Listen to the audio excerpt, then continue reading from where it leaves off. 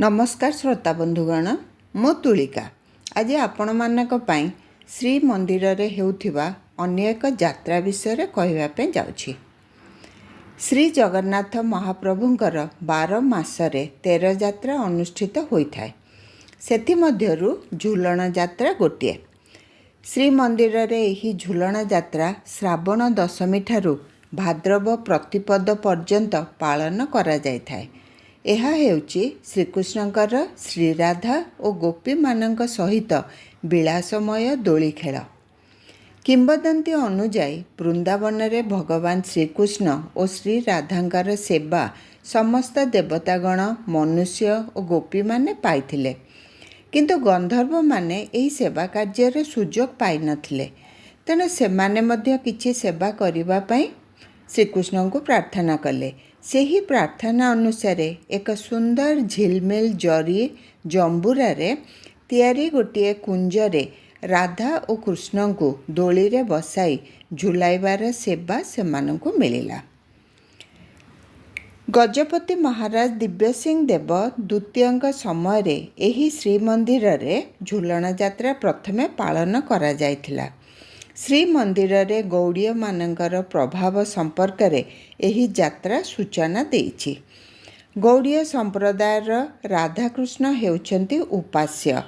ସେଥିପାଇଁ ଶ୍ରୀକୃଷ୍ଣ ଗୋପରେ ଥିବାବେଳେ କରିଥିବା ରାସକୁ ସେମାନେ ଶ୍ରୀମନ୍ଦିରରେ ପ୍ରଚଳନ କରିଛନ୍ତି। ଶ୍ରୀମନ୍ଦିରର ଭିତର ବେଢ଼ାର ଦକ୍ଷିଣ ପଟେ ମୁକ୍ତି ମଣ୍ଡପ ନିକଟରେ ଝୁଲଣ କୁଞ୍ଜ ନିର୍ମିତ ହୋଇଥାଏ।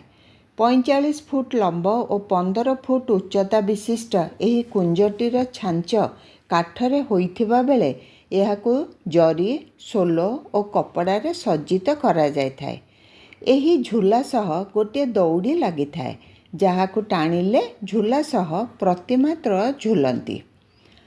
ମଧ୍ୟାହ୍ନ ଧୂପ ନୀତି ପରେ ଶ୍ରୀମନ୍ଦିର ଦକ୍ଷିଣ ଘର ବାରଣ୍ଡାରେ ଜଗନ୍ନାଥଙ୍କ ଚଳନ୍ତି ପ୍ରତିମା ମଦନମୋହନ, ଶ୍ରୀଦେବୀ ଓ ଭୂଦେବୀଙ୍କୁ ବେଶ କରାଯାଇ ଭୋଗ ଅର୍ପଣ ହୁଏ। ଶ୍ରୀ ଜଗନ୍ନାଥଙ୍କ ଆଜ୍ଞାମାଳା ଦିଆଯିବା ପରେ 3 ଜଣ ମହାଯାନ ସେବକ ମାନେ ବିମାନ ବଡ଼ୁ ସେବାୟତ ପ୍ରତିମାମାନଙ୍କୁ ଜଗମୋହନ ଓ ବଟ ଦ୍ୱାର ଦେଇ ଝୁଲଣ କୁଞ୍ଜର ଭିତର ଝୁଲାରେ ବିଜେ କରନ୍ତି। ଝୁଲଣରେ ପଞ୍ଚୋପଚାର ପୂଜା ଖଇ କୋରା ଭୋଗ କରାଯିବା ପରେ ରତ୍ନ ସିଂହାସନସ୍ଥ ବିଗ୍ରହମାନଙ୍କର ଚନ୍ଦନ ଲାଗି ସମୟ ଯାଏ। ପ୍ରତିମାମାନେ ଏହି ଝୁଲଣରେ ଅବସ୍ଥାନ କରନ୍ତି।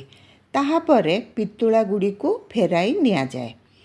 ଏକାଦଶୀ ଦିନ ମଦନମୋହନଙ୍କ ବେଢ଼ା ପରିକ୍ରମା ସ୍ୱାଭାବିକ ଭାବରେ ଅନୁଷ୍ଠିତ ହୋଇ ପରେ ଶ୍ରୀଦେବୀ ଓ ଭୂଦେବୀଙ୍କ ସହ ଝୁଲଣ ମଣ୍ଡପକୁ ବିଜେ କରାଯାଏ।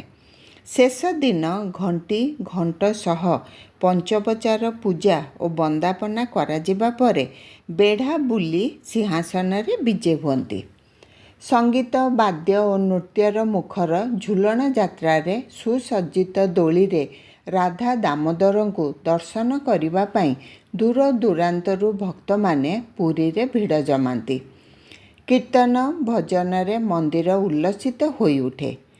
ଏହି ଯାତ୍ରା ଶ୍ରୀମନ୍ଦିର ସହ ପ୍ରାୟ ସମସ୍ତ ରାଧାକୃଷ୍ଣ ମନ୍ଦିରରେ ଏବଂ ଅଧିକାଂଶ ମଠରେ ପାଳନ କରାଯାଇଥାଏ। ବୃନ୍ଦାବନରେ ଏହି ରସୋତ୍ସବ ଝୁଲଣ ଯାତ୍ରା ଶ୍ରଦ୍ଧାର ସହିତ ପାଳିତ ହେଉଛି। ପ୍ରଭୁ ଶ୍ରୀକୃଷ୍ଣଙ୍କର ଏହା ଏକ ପ୍ରମୁଖ ଲୀଳା ହୋଇଥିବାରୁ ସାଧୁ ସନ୍ଥ ବୈଷ୍ଣବମାନେ ଏହି ଯାତ୍ରାକୁ ନିଷ୍ଠାର ସହ ପାଳନ କରନ୍ତି। ରହିଲି, ନମସ୍କାର।